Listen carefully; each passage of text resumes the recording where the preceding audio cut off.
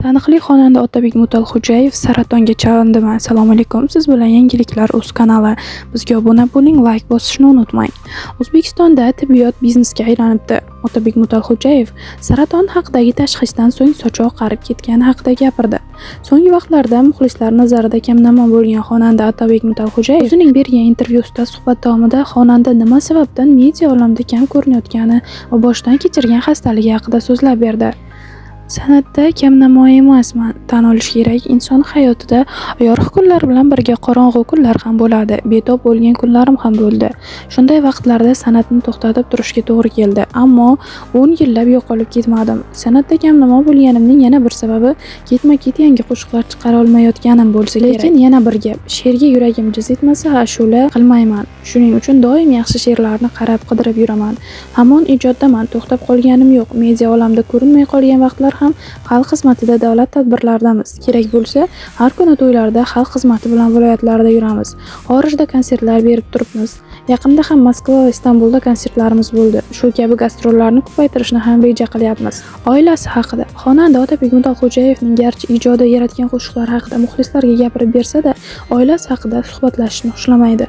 Oila haqida gapiradigan bo'lsam, oilada 3 farzandmiz. Men kattasiman. Hozirgi kunda 2 qizim bor. Turmush o'rtog'im haqida ko'p savollar berishadi, ammo bu haqda gapirishni xohlamayman. Sir bo'lib qolishi tarafdoriman. Oilali bo'lib bildimki, uning o'ziga yarasha mas'uliyati bor ekan. O'zim ota bo'lganimdan so'ng ota-onamning qadriga yeta boshladim. Farzand tarbiyasi oson ish emas ekan deydi u. O'ziga to'q oilada ulg'aygan bo'lsam-da, ko'p qiyinchiliklar ko'rib katta bo'lganman. Hatto tadbirkorlikda ham $10,000 ga uxlatib ketishgan vaqtlari bo'lgan. Tibbiyot ham biznesga aylanibdi. Bir yili mazam bo'lmay yotib qoldim. Buni eskicha ham deb o'yladim. O'shanda namoz o'qishni boshladim.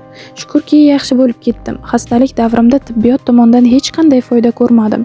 $2,000 ga tahlillar topshirdim, analizlar topshirdim. Shifokorlar u yerning kasal va bu yering kasal deyishardi. Keyin bilsam, tibbiyotga yolg'on aralashibdi. Maqsadi ustingizdan pul qilish.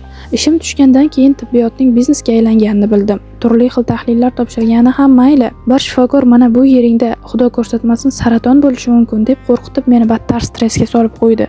Bo'lishi mumkin emas desam, yo'q mumkin deyishdi. Keyin tahlil topshirib, to uning javobi chiqquncha sochimga oq tushib ketdi. Aslida tibbiyotda birdan qo'rqitish emas, yotig'i bilan tushuntirilishi kerak. Bizda malakali shifokorlar ko'p, lekin ular orasida noprofessionallar ham yo'q emas ekan, deydi Otabek Mutalxo'jayev o'zining intervyusida. Shou biznes yangiliklar sizga qiziq bo'lsa, bizning kanalga obuna bo'ling, like bosing va qo'ng'iroq tugmasini bosib qo'yishni ham unutmang.